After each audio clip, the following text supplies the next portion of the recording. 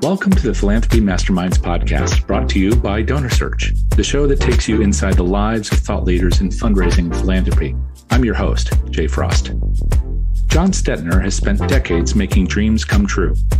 His career has taken him from the hospital hallways to theater stages to longtime leadership of Make-A-Wish International, and today bringing his insights to clients through the Cagney Company. We caught up with Jon as he prepared to hit the road for the first time since the beginning of the pandemic, and he shared the lessons he has taken from these very unusual times. Jon, tell me a little bit about your origin story. Where are you from? Originally from Regina, Saskatchewan in Canada, though I am an American citizen and I'm also a Canadian.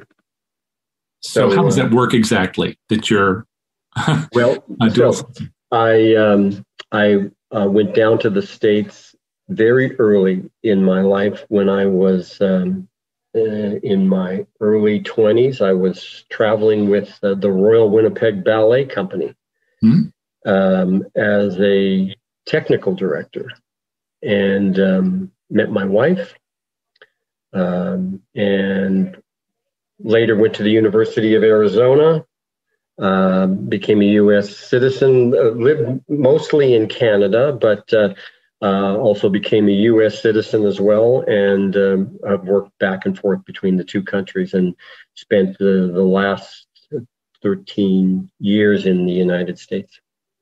But Saskatchewan, in a sense, is home. Well, it was where I was born. My home really is in Vancouver, in that area there, and for the last 20-some years, prior to being down in the States, yeah. And your parents? Parents passed away, but they were living in Saskatchewan. And my grandfather on my father's side came from Austria, and my grandparents from my mother's side came from Romania. They came to Saskatchewan to homestead back in the early 1900s. And that was when they were giving away land for free as long as you tilled it and grew some crops and put some buildings on the land. The land rush in Canada? Yes, yeah. And was your family on that same land for a long time? Yeah, my grandfather passed them down to usually oldest sons, as was, I think, in those days almost obligatory. Mm-hmm. But yeah, so they continue to have the land today. It's held by great grandsons and grandsons. It's pretty extraordinary that there's that attachment to the land like that, especially with so many things that have changed. And it sounds like your life has been pretty mobile. I know we'll talk about that when we talk about your work, but you skirted so quickly past how you met your wife that I have to ask you about that. Was she a member of the ballet? No, she was actually a backstage hostess at Gamage Auditorium at ASU, where she was going to school. And I was there with the Royal Winnipeg Ballet. We met, and I fell in love instantly, and asked her to come up to Canada to come there for Christmas. And she did, and she met my family, and then less than a year later, we were married. And yeah. And now you've been, again, in Canada, but also, I know, traveling quite a bit for work over the years.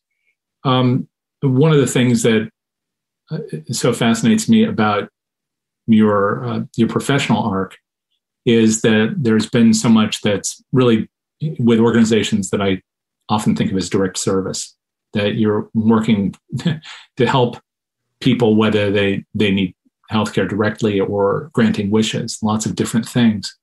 How did that journey of working in the nonprofit sector begin for you? How did you go from, again, the world of the Winnipeg Ballet to working in that kind of work? Well, there's that old maxim that they keep raising you to a level where you become incompetent. I started off as lighting and working in the lighting field, a technical direction. I had a Canada Council grant that taught me technical direction, lighting design, and arts administration as well. As I grew through the organization, finally became the assistant general manager, and then finally the general manager for a few months while the general manager was sick. I realized I didn't have the skill set to really manage a company and it was a large company in those days, one of the larger companies, ballet companies in North America. So I went off and decided to undertake an MBA at the University of British Columbia, and that changed my arc of my career, where instead of getting right back into the arts, actually, I got into a hospital foundation as the executive director, and fundraising became what I spent most of my time doing, in managing staff and also the volunteers for the hospital, because we managed volunteers for the day program and the health programs. So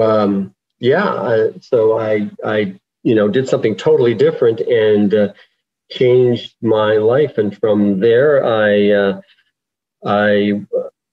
started to get back interested in the arts, and it was an arc of, connections. It's that 6 degrees of separation. I was running a arts organization. It was the 19th largest arts organization in Canada when I started. By the time I got finished with it, we were the second largest repertory theater in Canada. We bought a theater, opened up, put together a capital campaign for $10 million, and we ended up having 3 theaters in Vancouver and became the largest theater company there, of course, and then a very large theater company across Canada.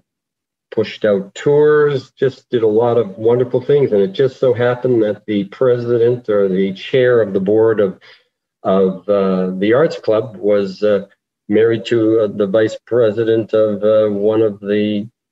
Variety, the children's charity, and they saw what I had done at the Arts Club, and so they asked if I could change what was happening at Variety, the children's charity, which was across Canada. We had a very large telethon that was televised, but it was inside of a theater, so it was very expensive. And so what we did is I took the entire rebranding of it and worked with some professionals, and we put it into a TV studio. And we had professionals such as Sarah McLachlan, Brian Adams. We actually just got their performance tapes. They donated them to us, and we put them on the air, and then we had them do some small vignettes for us, someone coming on and saying, hey, support Variety, the children's charity, because it'll make a difference. And so by just changing the format, instead of being live and having a little Johnny run across the stage and having people have to manage a stage for 23 hours, we did it in the studio. We saved about $400,000, but the reach we got literally more than doubled the amount of money that we got in. And so that changed it for me with Variety. We quickly started to grow and became a very, very large organization, getting involved with hospitals and the whole lottery field that was happening back in those days up in Canada. And I became then the managing director of Canada for Variety. But for those who don't know Variety, what is the work all about? Well, interestingly enough, it's all about children, but it's different in different places. So, for example, in the States, Variety would be a fair amount was for mobility, helping children who needed mobility, and so things like special vans, special wheelchairs, things like that. In Canada, for us, Variety was more about equipment that the healthcare program here in Canada, which is a socialized program, you might not pay for, like, for example, a insulin pump that a child could have and wear with them all the time. And so we'd pay for things like that, or for children to have specific special surgeries that might in fact not be had in Canada and were available in the US. So things like that. Make sense? Yes. In fact, it sort of reminds me of Shriners, but I know the business model is very different. Yeah, exactly. And as you were reaching out to all these stars, I know it's a part of what you've done now for a long time, being able to tie together people's visibility with the causes that matter to them. How did you find that to be successful? How did you conduct that outreach? Why did that resonate for them? Well, getting involved in your own community is really important, and just helping. I mean, you see this throughout the charitable sector, for example, where you've got a lot of stars, for example, celebrities have their own foundations, their own charities. They want to give back as well. And so it didn't take much because I'd been in the arts world, and we had, when you contract for theaters or actors, you have to go through, the entire process of working with their agents or their managers. And so that was just an add-on for me as I moved it over to a variety of the children's charity. So we'd look for the kind of stars, entertainment celebrities that we needed for the telethon every year. And it was just a matter of going out and, sending off letters, of course, first to the agents, and then asking if they'd be interested in helping. And, that's the nice thing about many of those Canadian stars that I just mentioned, like Sarah McLachlan, Bryan Adams, Michael Bublé. Michael Bublé, for example, I'd worked with at the Arts Club Theatre, where I was the general manager prior to Variety. We gave him his first job with Red Rock Diner. And, so he actually had performed at the telethon years ago when he was a young boy. So he was, interested in being able to be part of the Vancouver scene, the community, and helping and giving back. Mm-hmm. So this is all prior to the rise of the influencers too. So yeah, exactly. It was very much as you said, write a letter and reach out and hope for the best. But it sounds like you were able to capture their interest, and they were willing to help. It must have been kind of fun for you too. You have all this work that you've done with the arts straight through. I wonder, did you ever find your way onto the stage yourself? Well, interestingly enough, I did, but only for fun. So, for example, with the Royal Winnipeg Ballet, I did appear on stage in a couple of very, very large ballets where they have, sort of window dressing. The dancers walk on, they walk around. So I did that for fun. But other than that, with the exception of having performed in a band for years when I was younger, that's how I paid for my way through university and having fun, is I used to play weekend dances.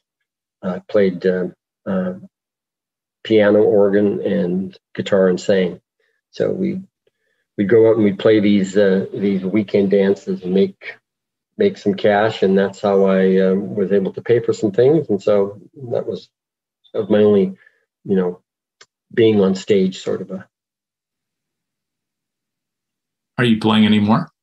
Oh yeah, I still continue to play, but not in front of people. I used to play for, when I was in university. I played for the Campus Christian Center. I was also the lead musician for the 515 Mass at the Newman Center. I played for all the churches, actually. Led the choirs and got university students involved in singing. It was one of the things I really enjoyed, is just getting people together and just singing your hearts out. So I did want to ask you, as you went through that process of engaging with people and bringing them into the cause, I know that it must have been a lot of fun, but it was also highly successful. Is there something you brought from not just your studies as a MBA, but also your work, including backstage, that you were able to take and apply to fundraising? How did that work prepare you to do the work you do? Well, I think what prepared me the most was just family and the background that I came from. Pretty humble beginnings. I grew up with actually without running water for the first 5 years of my life. So it was just a lot about recognizing relationship and really having honest and authentic conversations. Also, if anything I've learned, and it's something that I used to tell my team at where I worked, all the places where I worked, if we're going to fail, let's fail quickly and move on, because you learn a lot from mistakes. So, I certainly was fortunate to be fairly successful, but, it comes through making mistakes and learning from them and moving on. You, again, jumped right by you growing up in a house without running water. Tell us more about those early years. Well, those early years were just, Canada at that point was probably, I'm guessing, 20 years behind the United States back in the 50s. And so when I grew up, we had water in the basement. It was a cistern. You pumped it with a pump. You had an outhouse. I mean, I can remember when we first got our first house with a toilet. There were my three brothers and I. I had another brother, but he was a baby at the time. And we sat around and we flushed the toilet just to see it all go down. So it was,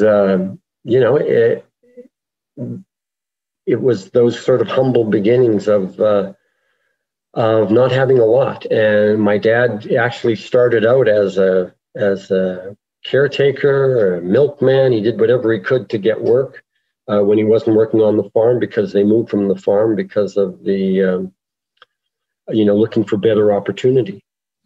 And so that was, he then got this very fortunate job of being the caretaker at the university theater. Within 2 years, he was the stage manager of that theater, and he'd bring in some of his sons, a couple of us, to help him on stage, get ready for some of the shows. And that's how we learned theater. And then when I was 18, I was able to get a Canada Council grant to study the lighting design and so forth. And so I studied actually at Metropolitan Opera in New York, Le Grand Ballet Canadien, National Ballet of Canada, and with the Royal Winnipeg Ballet. And so that's how I sort of got that first opportunity, just to grow myself. And not to be too metaphorical about it, but you were bringing light to others in all those stages, which is kind of what you were doing at Variety. And then I guess what you also ultimately did with something that's been a huge chunk of your career, and that's with Make-A-Wish. Can you talk about how you found your way to Make-A-Wish and why you chose to take that on?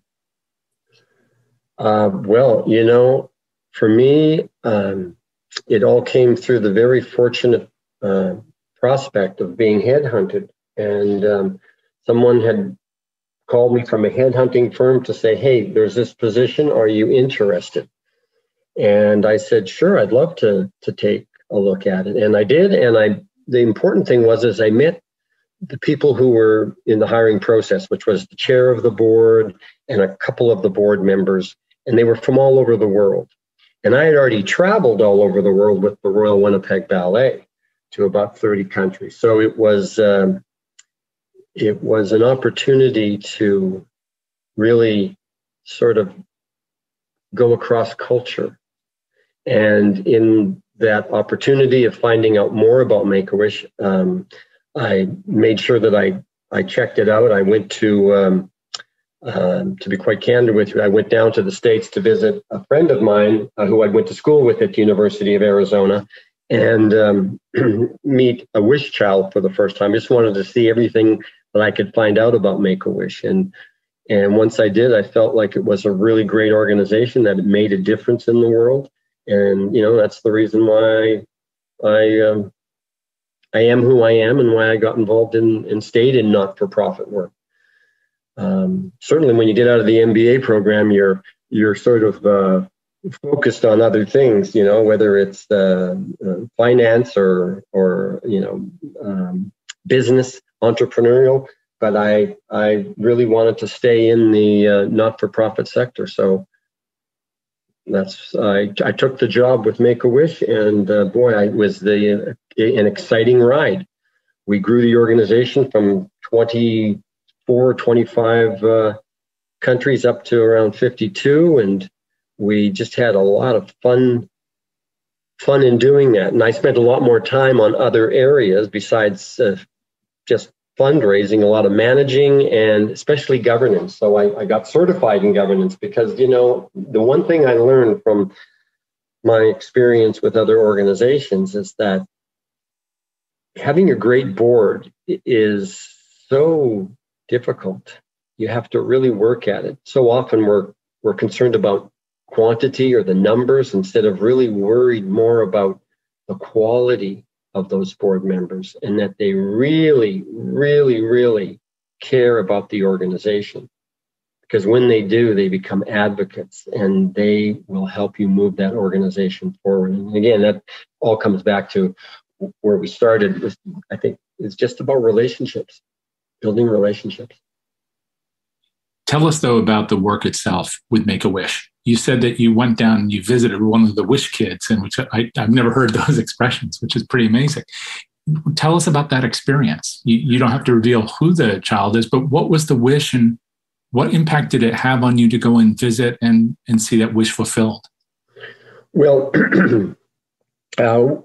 before I took the job, I had done my research. Again, it gave me the basics of what Make-A-Wish was, but I really wanted to understand what sort of made them tick. So a friend of mine down in Washington just happened to be a friend of a young girl who had cancer and had a wish. So I had a chance to meet with her and just to understand the difference that the wish made for her.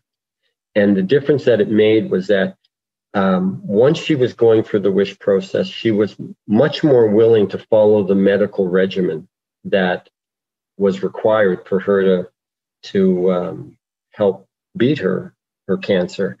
And there was a positivism about her, that she talked about, that because of her wish, and her wish was actually to go to Italy with her best friend, which was a really cool experience. But the fact that she was able to do it, and that it impacted the way that she healed, said to me that Make-A-Wish had some efficacy. And since then, of course, we've had some research that's been done. A research scientist out of Harvard, but from Israel, who did a psychological study to show that children with wishes were more likely to get better, had a better attitude about going through their illness, and were more willing to, again, follow the medical regimen required, and just had a much more positive attitude.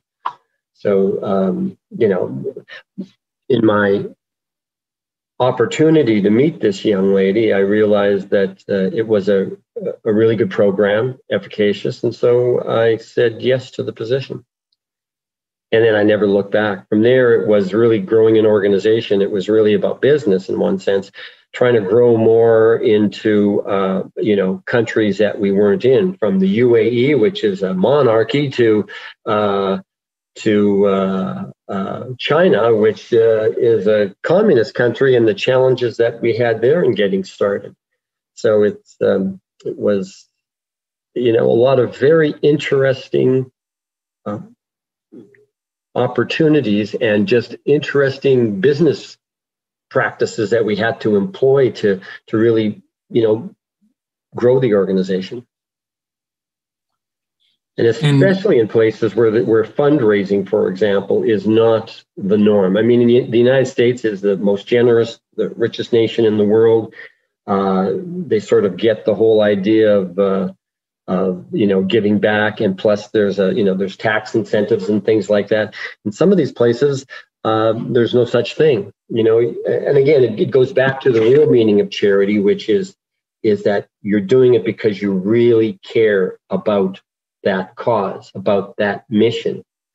And that's where I've realized in terms of governance that having board members who really, really care about the mission is so much more important than the number of board members that you have.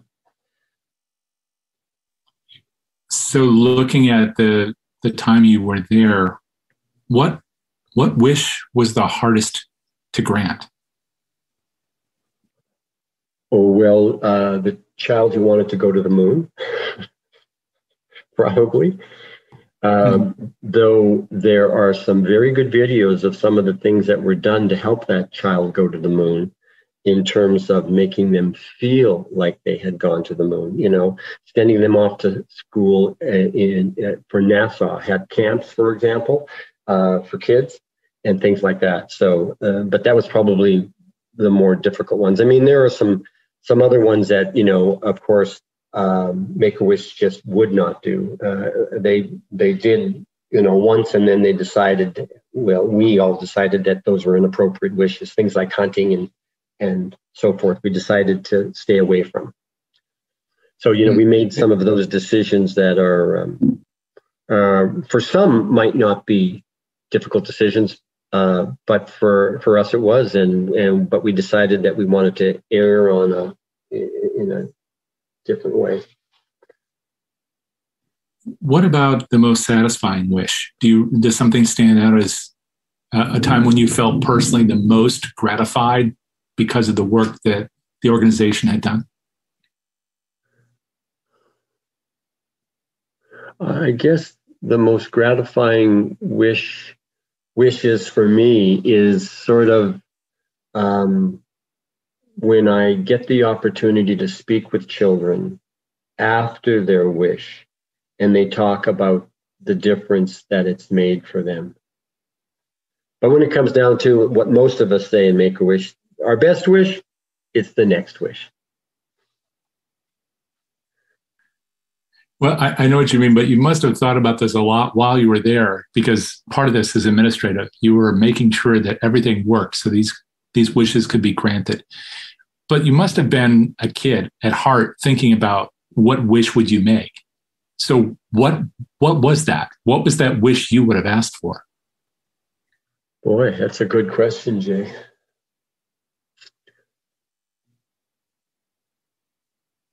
Or maybe what would you ask for now?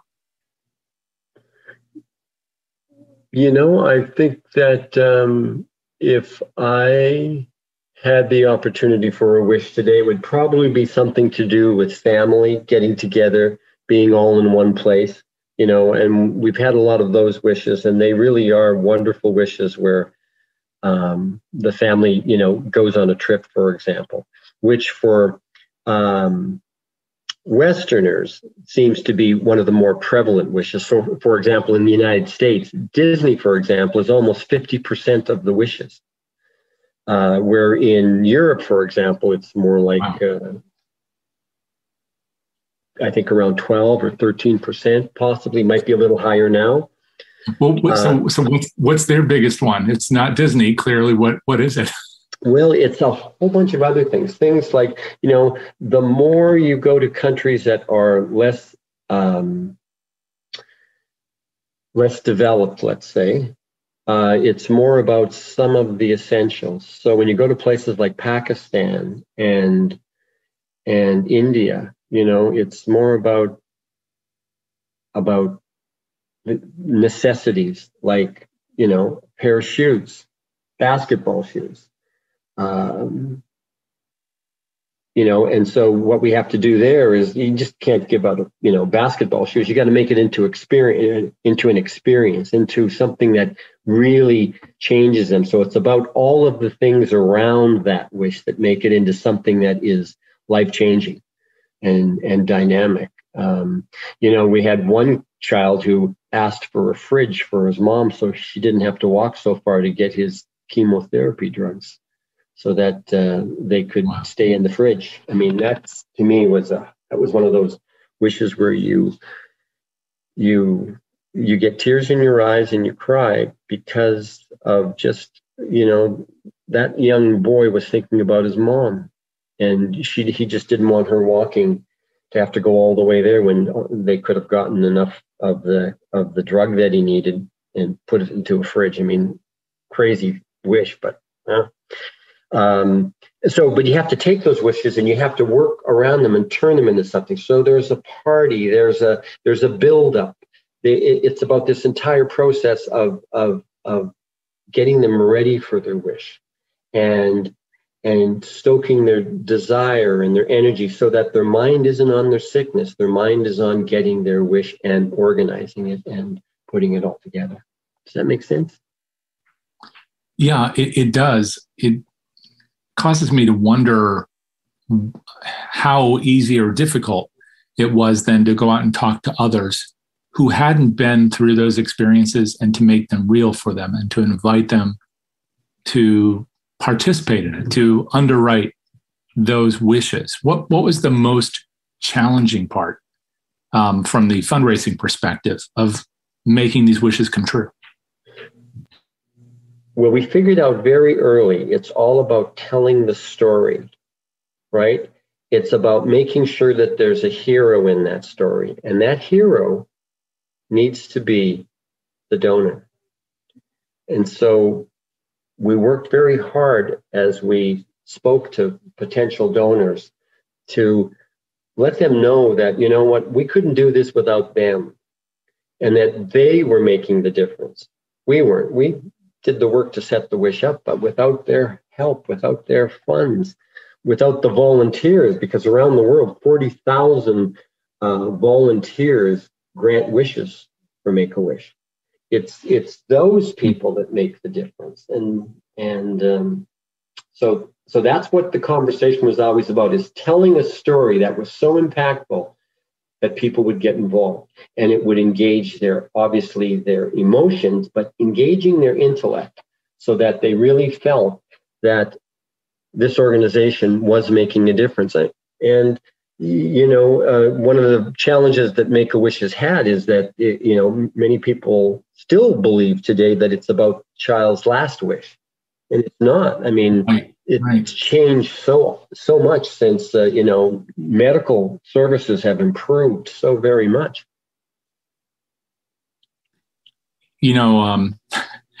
As I ask this, there's a thunderstorm going on right here, so I'm thinking of Thor. But I know that one of the major things that you did was you managed to, again, align this simple and beautiful thing of granting wishes for kids so they could see the possibilities in the future, with a bunch of people around the world who are doing quite well, including all the Avengers. So you had people from Disney and Marvel who were very supportive, as were many others. And I know you had that experience previously with Variety, but it was on a massive scale at Make-A-Wish. How did that all come about? And did you find that community of celebrities, for lack of a better word, to be as engaged and interested and committed as you did with other work that you've done?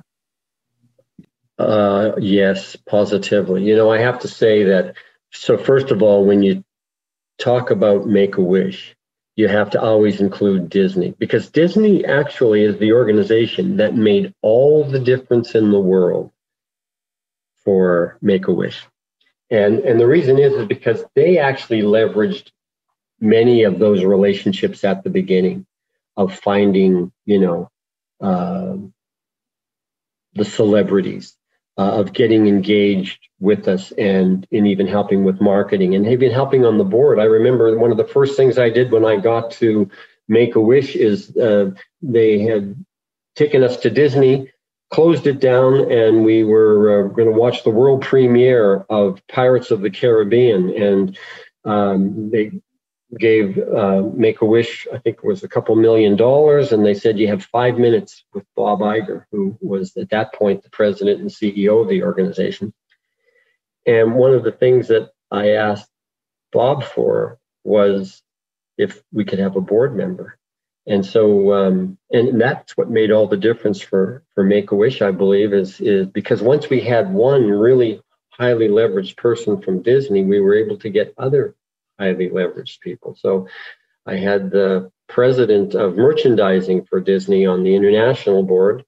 Matter of fact, Bob Chapek, who's now the CEO of Disney, was on the Americas board. So, Disney was really a big player in helping us. And, we wouldn't have been able to get into have a Make-A-Wish China if it wasn't for the help that Disney provided for us in working with their legal team and so forth. I mean, they just got, as I've gotten to meet so many of their employees that have been around and stayed in the organization for so many years. It's a fabulous organization. They have taken care of their people, I believe, and they have just been so generous to charities, and Make-A-Wish being one of them. But all of those stars, the celebrities, it came because of the help of Disney, which, by the way, the first granted wish was a Disney wish. What was that? It was to go to Disneyland. Well, it seems like it's everybody's wish from the Super Bowl on. Yes. Yeah. Well, and it must be a difficult time for those kinds of wishes to be granted right now in the middle of COVID. Oh, yeah. Yeah. So, I actually retired from Make-A-Wish just before sort of COVID hit. I retired in 2019 in August, and a few months later, COVID happened. So I know that they've had their struggles. I've spoken with some of my former colleagues and so forth, and it's been difficult. But COVID's changed the world, and it's changed it for all of us. And so we just have to go one step at a time, and we'll, at some point we'll start to run again. But it's getting to that point. Now, you got to the point where you had, I guess, granted all the wishes that you thought you could, or you wanted to look for other opportunities to grant different kinds of wishes in your career. You retired, as you said, and then you moved on, of course, to work with the Cagney Company, where you're working today. How did you decide to make that transition? And what kinds of new challenges, opportunities, and wish fulfillments did you look for in doing that? Well, I decided the reason I wanted to retire was to spend more time with family. I've got some grandkids, I've got children, I want to spend a lot more time with them. And so that's what we've actually been able to do. COVID actually has conveniently arranged for that because they happen to be in my bubble and I'm able to spend time with them. But, in terms of deciding to come to work for Cagney and to consult, I just wanted to stay purposeful. And when I spoke with Penelope, I'd worked with her before in terms of hiring her at Make-A-Wish. We'd worked on a few presentations at AFP together, and more than a few, actually. And so I thought, well, this would be really a nice thing if I could stay purposeful and continue to help not-for-profit organizations, but not have to work, 50, 60 hours a week. I could cut back. And COVID has helped us all to do that. I mean, I have a couple of contracts that I'm working on, but, we're talking about a day a week and maybe. So that's the nice thing about, what COVID has done for us in terms of helping us to sort of bring us into the now, into being present, into being spending time with what we're what we're doing as human beings right now, not getting ahead of ourselves, not looking so far to the future, or even going back into the past, just being right now. So you talked about spending that time with family and having a chance to connect in those ways. And I know many people have been doing that. How are you finding the opportunity to connect with others as you're helping them to do the work they need to do in the middle of all this? Well, connecting with them mostly through Zoom, though I'm really excited that, now that many of us have gotten our vaccinations, we feel much more confident about meeting in person, whether it's outside or, still 6 feet apart. At least we feel confident about meeting. And so I'm excited about that opportunity that's coming my way. As a matter of fact, starting this week, I get to visit with a couple of my the clients that I'm working with and some colleagues so that I can actually meet with them and reconnect. So we're slowly moving back towards normal, and that's what I'm sort of looking forward to. I don't want all the I've spent so much time with family, and so I've really quite enjoyed that, and I don't want to lose that. And that's why I think that we're going to see that throughout. If anything, what we've learned from COVID is that you don't have to work in the office. You can certainly do things through technology. And so I think that's going to change the way that we do business, the way that we do lots of things. And hopefully, for more people, the ability to have less travel, work from home, and be just as successful. And you use that word normal, which I'm hearing used by so many people in different ways, because some people, as you said, not necessarily to go back or to look forward, but to be present. And that's a very critical observation. Do you view the new, whatever you wish to call it, normal or otherwise, as being a better version of where we were before all this started? What will the difference be? Well, let me just say, I hope so. I have to say that, I am a little bit concerned about the polarization that's happened in the United States. But I think that the normal needs to be that we're spending quality time with each other, really being authentic with each other, having good civil conversations with each other, whether or not we, believe in exactly the same things, whether it's politics or religion or anything. And those are difficult discussion points that I see. But normal needs to be more about being right now and to being authentic. Thank you so much for this, Jon. Really do appreciate it. Thank you, Jay. Thank you for the opportunity. I really enjoyed your podcast, and I wish you all the success and continued success in doing this. The Philanthropy Masterminds podcast is underwritten by DonorSearch, the world leader in donor intelligence solutions. Our producer is Jack Frost. Our theme music is Be My Remedy, composed and performed by House of Stay. You can subscribe to the Philanthropy Masterminds podcast on Apple Podcasts or wherever you get your podcasts. And you can find blogs, webcasts, and see free accredited webinars with our featured masterminds at DonorSearch.net, or check the show notes and descriptions.